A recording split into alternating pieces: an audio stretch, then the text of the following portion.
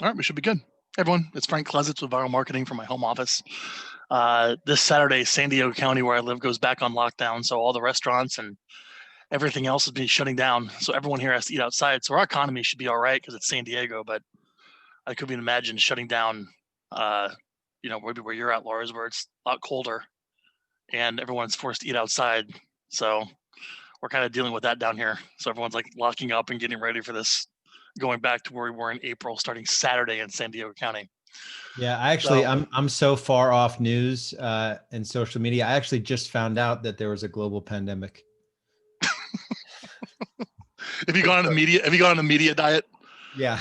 Yeah. Yeah, luckily I was training for this time for years before, everyone just spending too much time watching news and social media and all that good stuff. But let's get after it today. We've got a Yeah. good session.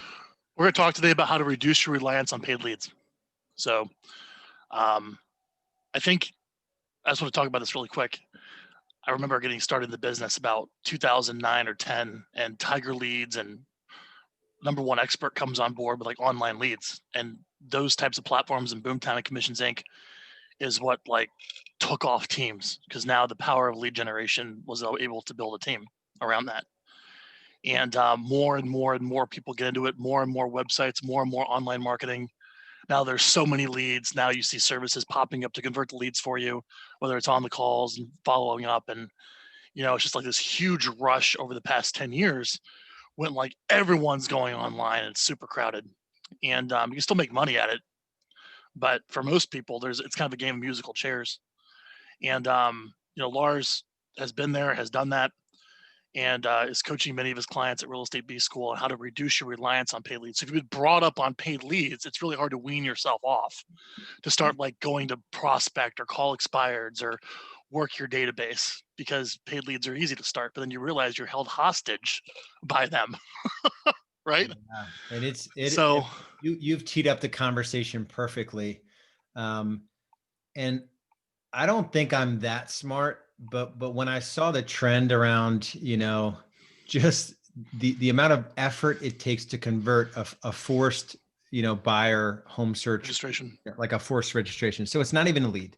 Person does not want to talk to you. When I started with Boomtown, I was their 9th platform. People would register on the site and they actually wanted to talk to you. Everybody put in this was 2008. Everyone put in a good phone number. Not everyone, but I mean, probably 10 times more than now. So, it's been interesting to see many teams and even agents haven't figured out how to not do real estate without paying for these leads. And now Zillow, I mean, pricing Zillow leads in my market went up 4 times in like a 4x increase in like a 3-year period. We used to pay it for like $30 a lead. It went up to 140 or so. And so that's for a buyer lead. Yeah. And we've been out of paid leads for over 3 years now. And the year that I sold over 400 homes, we were only spending $5,000 a month with Zillow. So I know teams that will get to hundreds of home sales per year. They're spending tens of thousands of dollars with Zillow. And I know the conversion numbers, the best of the best. I know the conversion numbers, in terms of what's possible, and the returns aren't possible if you want to scale it and build a sustainable business out of it. And they price those leads to appeal now to the solo agent. So if half of Zillow essentially wants to take about half of your commission check, they've gone to 35% in most markets. So they have no qualms telling you that they want, on a $10,000 commission check, they want you to pay them $3,500, and it's not sustainable. We coach to 10%. So how do you get to 10% spend in a market that is driving, paid leads to well beyond 10%? 10% has you closing one out of every $10 goes to lead gen. And that's not, if you're running heavy paid leads, you just can't get there. So there's actually 3 things I want to talk about today in this. Some I figured out early on, and some it took me some time to figure it out. And, let me say all 3 of them so you can hold me accountable to touching all of them. It's client care as a lead gen lever. It is social proof as a lead gen lever, and your database as a lead gen lever. And so I'll start with the last one first. Surprisingly, we'll come into like a $2, $3, $4 million real estate team, and their database is complete crap.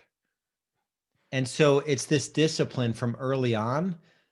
And I think I did it a level, honestly, looking back, if I could do one thing differently, it would have been to go deeper on the system that you introduced me to and we've been consistent with, and we're still a client of Viral. How many years later? I think you looked it up at some point. When did I first enter your world?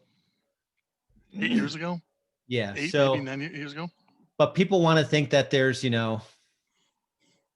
there's something different than, providing content to people that already know, like, and trust you and doing a good job of getting good at that one thing. And so just database, any amount of time you put into your database, organizing it, communicating with it. I still feel like I could have done a better job there. Getting like your database, what do you call it? Databasereset.com or whatever. Yeah. Well, it's on the homepage of our website. Yeah. So just the first exercise that Viral takes their clients through is something that you need to systemize in your world, right? So like LinkedIn, Facebook, your phone, your Google contacts, like Grab them all. a constant process, but don't do it once. Like when you do it the first time, you'll never want to do it again. It's like, you gain like 400 pounds, extra pounds, and like losing 300 of the 400 is like going through that database reset because it's kind of painful. And then keeping it going is like, it's like losing the last little bit. It's more maintenance. It's consistency with the workouts, time block, 2 60-minute time blocks a week to keep the database clean and fed and nurtured. And so that's number one, is that if there's ever been a time where your database is the only asset in your business, it used to be like, hey, if I had a good position with Zillow zip codes, if I was on radio, and I had this endorsement. We've watched the same thing happen with radio. Returns just over the last 4 years go to nothing. And so that's definitely a commercial for Viral, because Viral, as much as anything else, they're like does anybody not know where a gym is in their neighborhood, right? Like, you know what I mean? Like, okay, Yeah. but Like, who? the analogy is it's perfect. Yeah, but what gym is going to like make sure that you do your workouts? So you've said it before where, Viral is a service. It's not a technology. That's not software. Yeah, it uses software at a high level.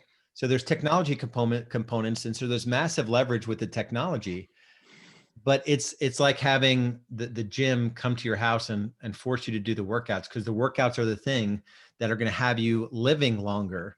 And in this business, I liken Viral to that. So that's number one, is your database and tending to it, even now more so than ever. A quick story about a client that we coached, and we didn't coach them to do this tactic, but so they did it. It was Kirby and Christina out of Minneapolis.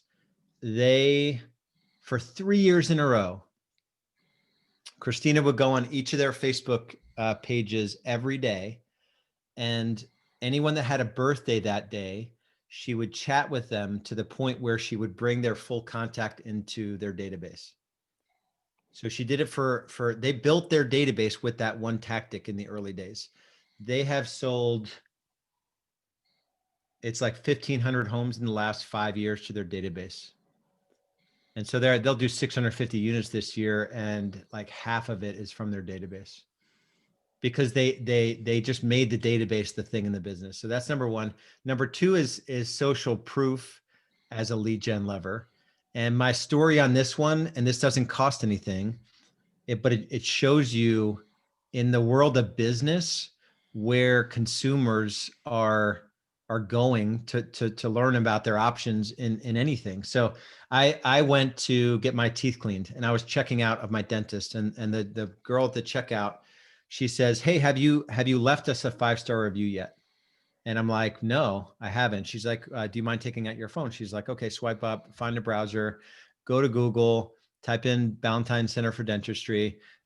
You see where it says reviews, click there." did you have a 5-star experience? Click, click, say some kind words, hit send. I'm like, that was awesome. And I said, I have 2 questions for you. Do you get paid to do that? So is there a bonus for you to do that? And why do you think the owners have you doing that? These guys, you ever go to like a business where it's like it's set up differently? You get a tour of the business, you see the different departments of the dentistry place. Like, this is one of those businesses. I started on radio with these 3 owners the same year together. So we were both on WBT, news, morning talk. And she said, she says, yes, I do get paid. They give me a little bonus for every review I get from every client. I just make a little mark here. And the owners told us that mass media, radio, has been declining over the last 3 to 4 years. And they get a multiple more business from their Google reviews than they do from radio. And so I went on their site. So you can Google Ballantyne Center for Dentistry. When I got back to the office, I saw they had like, at that time it was like 600-700 reviews. They're at like 1,200 reviews or something crazy. And then I needed these glasses I'm wearing. This happened like a few weeks later. I'm like, best eye doctor near 28173 where I live. And the one that came up was like 347 Google reviews. I'm not joking. Within 2 clicks, I scheduled a consultation with them. So like that they're tending to their presence, their social proof, and the process to book in with them. And I want to say it was like the next day. So in less than 4 days of that Google review, I spent $900 with that eyeglass company. And part of their checkout process was, have you left us a 5-star review? And so I'm like, if you Google best real estate agent in your city, you would be surprised at the lack of focus on social proof. Everyone's doing Zillow. So I spend money with Zillow. I need Zillow. Zillow is it's not Google, right? So social proof as a lead gen lever, we started this strategy at like 60 reviews. I think we just surpassed our Zillow. So I think we have like almost 600 reviews on Google. The goal is just to go to 1,000, 2,000, where people are searching. 92% of searches are happening on Google. How'd you do that? We just ran probably 3 over the course of the last 3 years. We make it part of our closing process. So, at checkout, at the closing table, we ask them, hey, we already know because our client care process, I'll get to that part last. We already know that we've provided a good service, and then we just have to ask them. You have to physically get them to do it. Yeah. And then on past clients and people that know, like, and trust you, we just run like once a year, or maybe 3 times in 2 years, we ran a Google review contest. So you kind of give a prize to your team for the most reviews that mention your name, and you give a prize, like a raffle to anyone that submits a review. So in one contest, we got like, it's like 300, or it's like 250. We went from like 60 to over 300 in a 7-week period. And you'd be surprised at let me search your market best. I know there's a few good agents in your market. Let's see what comes up here.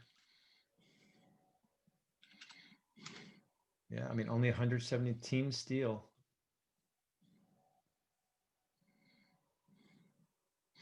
I'll show you something. We put this together for my wife. Mike and Jessica Wolf. So we bought even in San Diego, there's nobody with 100, like hundreds of reviews. We have a leavekatiereview.com. We hired somebody on Upwork for 6-7 hours a week to just call people and get reviews. And they ask them to go to leavekatiereview.com. Yeah. Or you ask them to write a review on those 3 pages. Yeah, and Yelp is not. We've gotten so frustrated with Yelp because they don't post reviews unless they're a Yelp user. So that's and they'll unlock them. They say they don't do this, but they'll unlock them if you pay them money. So we're pretty much exclusively Google. And some of our agents on our team, because we have a team Zillow account, they'll still get Zillow, but we're pretty exclusively to Google. So that's the next part. Like in any market, you can literally become the best agent in your city, your state, and it doesn't take anything. And then the third, and this is something that, I probably didn't do for my first, 8, 9 years in the business. Really, it was more transaction treadmill, is client care as a lead gen lever. So when you get someone into your world, have you really slowed down to design the systems and processes to provide a service that is on par or better than the best experiences you've ever gotten in any other industry? Restaurant, Disney cruise, Nordstrom. Like, are you really tending to the client care process in your real estate team or your real estate business? And if you're not, then you're just leaving it to chance. So you have no chance of having this engine work. The database, social proof, and client care all feeds on each other. And it's a What compound project effect. management do you recommend to manage all the checklists and We use processes? So Trello for all the project management of all your sellers to get it all done right? Trello for everything. So appointment set all the way through. We don't manage our clients for life program out of there, but it's Boomtown, to organize all of our leads. And then when an appointment's set, it starts its life in Trello. So it's sort of checked out of our CRM. So all your deals are managed from appointment set all the way to closes in Trello. Yeah, because every agent has an app on, it's super affordable. It's very nimble. The plugins to Google, G Suite apps are really good. And you're managing how many listings at any one time? Man, it used to be way more than it is now. And just like every other market, it's crazy. We're probably down to, I would think, 40 or so. Like it's super low. I mean, our average days. Well, that's still 40 listings that you're managing. So you have 40 cards in Trello, each with a process and a checklist to get done. Do you have someone just literally staring at that all day long, making sure everything's done on time?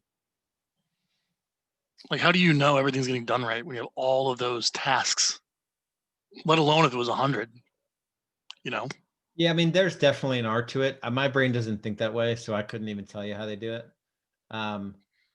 My brain doesn't actually, so we've got 39. So my brain doesn't actually think the way Trello is organized. So you have to have someone in your world that their brain actually thinks. I like going into Trello and being able to just search on a name and I can pull up where they are in their journey.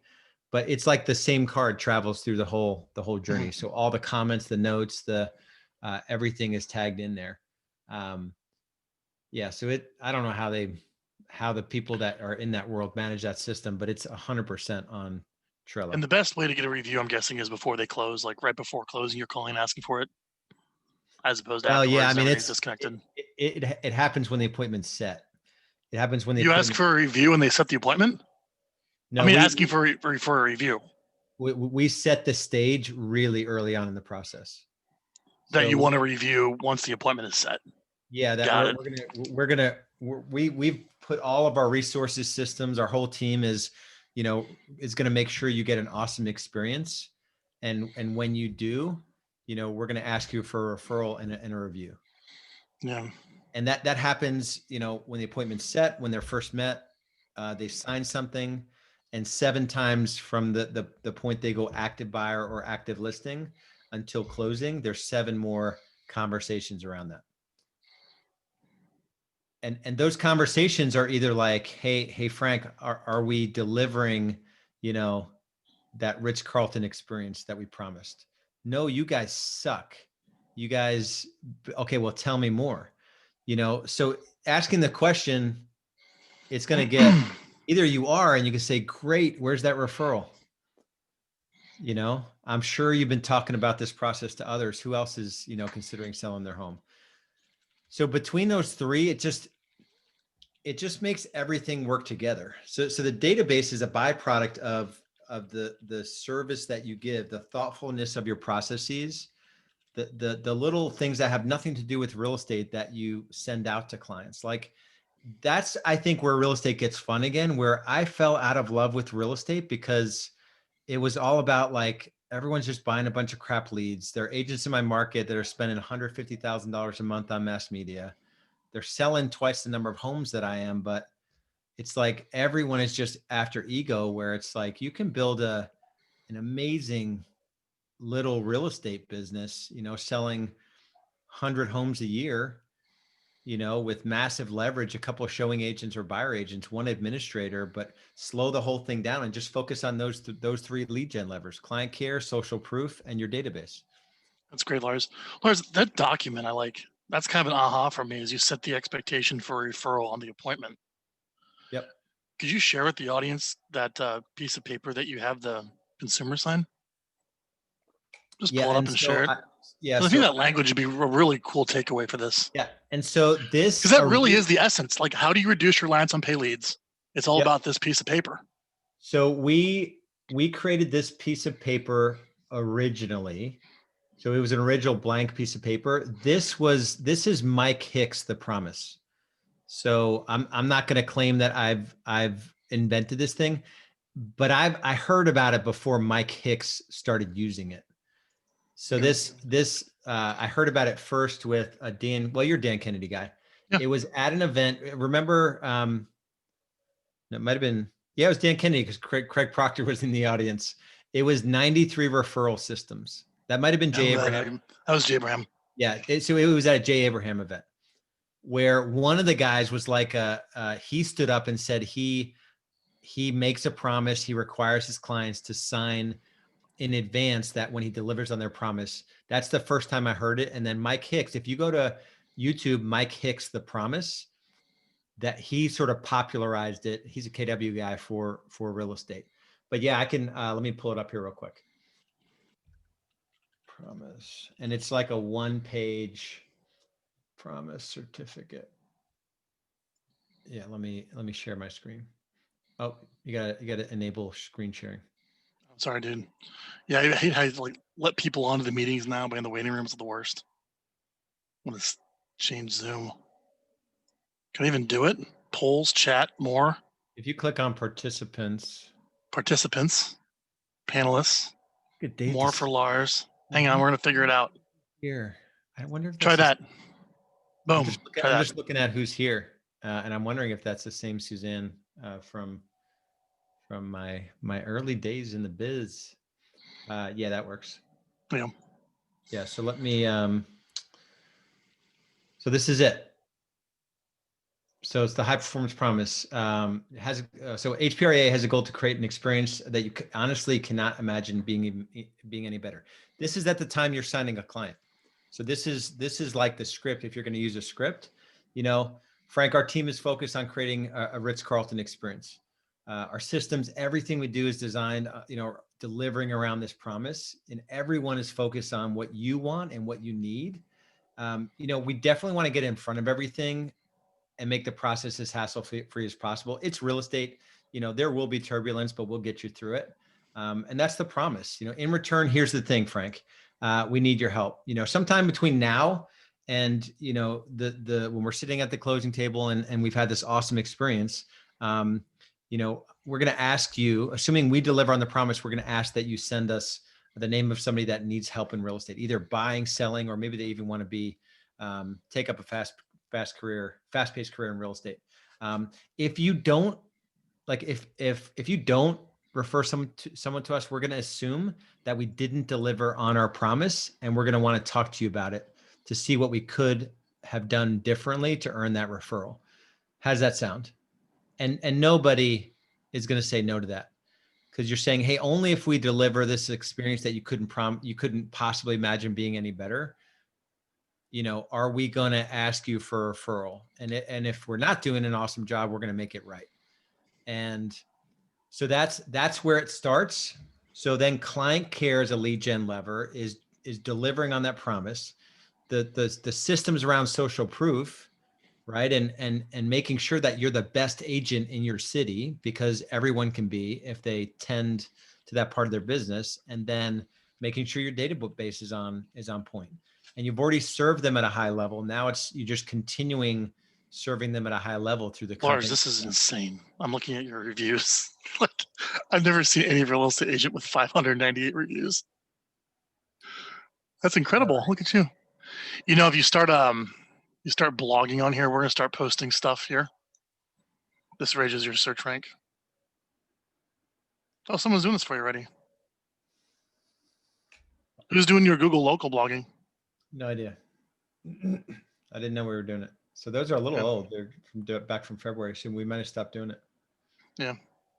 Well, good for you, man. That's great. Yeah. Wow. So, but that was just a little bit of an intention, you know, and you could be the best agent in your city. So, and they all fit together. None of it works if you don't have the database piece in place. You know, like to do all this effort. The reason, obviously, you want to be a good person and a good steward of the relationship with the client, but the reason you're going to go through all of that effort is so that it creates this virtuous cycle.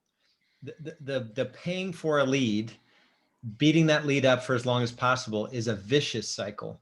You know, there's nothing enjoyable about it. And even if you get them, because all your systems are focused around on beating up that lead to get them to do business with you, your mindset is around that. Meaning, like, you're not going to put the client care systems in place. You're not going to get the social proof because you have those leads coming in all the time. It's this false sense of security. And I've been there. If Suzanne is as Suzanne I think she is, she was on my real estate team where it was transaction treadmill. Now, granted, I surrounded myself with amazing, you know, agents that had a heart for clients. If that's the Suzanne I think it is, who's on here live, because I knew I tended to be a transaction treadmill person, where I was just like more leads, more opportunity. I didn't go all the way into the dark side. And for the last 3 to 5 years, we've been stepping more out of it, realizing that any good business is only going to be in business because they provide an experience that is different than what is out there in the industry. So, Lars, thanks. Yeah, for sure. That was a solid 30 minutes. That's a really good takeaway. I think we got it all in there. We did. Hey, guys. Where can they go to learn more about you, Lars? Man, I don't want to give something. We're doing a really cool challenge. I would say, let me see if the page is hooked up yet. It's totally free. It's giving away our best lead gen stuff. It's not live yet. Son of a gun.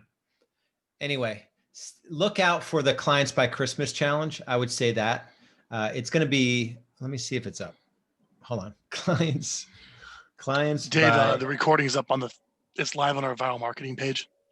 So go to facebook.com/viral marketing. You'll see. Oh, it's live. All right. Go to clientsbychristmas.com.